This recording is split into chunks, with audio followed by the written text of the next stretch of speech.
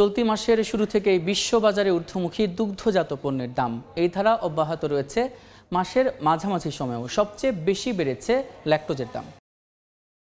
Global dairy trade জিডিটির চলতি মাসের দ্বিতীয় নিলামে 2.1% বেড়েছে ননি ছাড়া গুঁড়ো দুধের দাম। 15 এপ্রিলের নিলামে প্রতি মেট্রিক টন এই গুঁড়ো দুধ বিক্রি হয়েছে $6,838। 2.8% দাম বেড়ে ননিযুক্ত গুঁড়ো দুধ প্রতি মেট্রিক টন বিক্রি হয়েছে $4,171। যদিও আগের নিলামে দাম কমেছিল 0.1%। সবচেয়ে বেশি বেড়েছে ল্যাকটোজের দাম। 22% দাম বেড়ে এটি বিক্রি হয়েছে $1,376। এদিকে আগের নিলামে 4% দাম কমলেও এবার মোজারেলার দাম বেড়েছে 5.4%। $4,776 বিক্রি হয়েছে প্রতি মেট্রিক টন। তবে দাম কমেছে চেডারের। অন্তরা সেন, সময় সংবাদ।